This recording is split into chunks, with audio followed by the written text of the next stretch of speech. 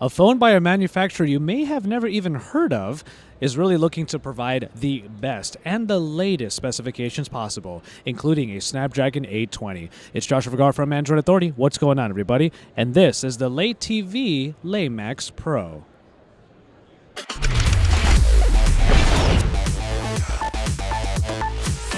Before we get to the actual performance of this device, which you should know we aren't really able to give too many opinions on the Snapdragon 820 as of right now because we've only been able to use the phone for a little while.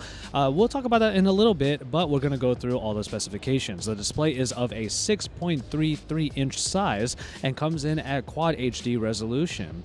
And underneath the chipset is 4 gigabytes of RAM and 32, 64, or 128 gigabytes of storage available. As far as connectivity goes, you have all of the usual types, but USB Type-C is what you're going to be using to charge the Le Max Pro. But ultimately, we still enjoy the pretty nice construction here that utilizes metal, and even if the screen is quite big, the bezels on the sides do make it so that it's actually not all that hard to use in one hand, though of course most of the time you are going to be using two hands to keep this thing secure.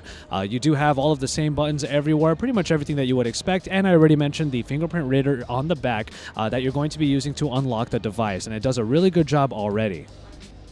Now we can talk about the Snapdragon 820, which is the new iteration, the latest and greatest from Qualcomm. Now, the Snapdragon 820 is supposed to address some of the issues that the 810 and the 808 had while providing that boost in performance that we've been waiting for.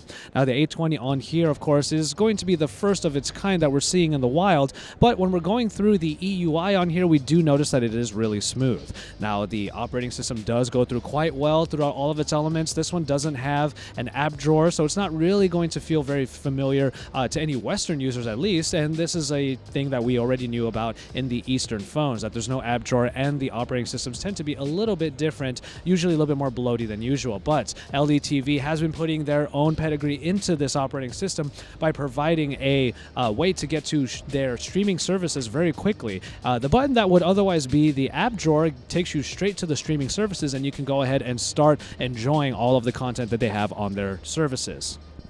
But we did do a benchmark on here, and you can see it running right now, and what we found is that the Snapdragon 820 is definitely scoring very high in the benchmark scoring, and you can see it coming up right now. Of course, we're going to be reserving our thoughts on the Snapdragon 820 until we actually get our hands on a review unit and spend a lot more time with it. But as of right now, we are really excited to see the 820 in action, and LeTV is the manufacturer that is giving us that first step. And even after some gaming with Need for Speed Most Wanted, I didn't find there to be any big problems with the performance on this phone thus far. Now, we are, again, really excited to see more from this. So keep it tuned to Android Authority for even more from LeTV about the Le Max Pro, and you're going to want to stay tuned for our full review when we get our hands on a unit. And until then, you can watch all the rest of our coverage here at CES 2016, and hopefully you can keep it tuned here because we are your source for all things CES 2016 and Android.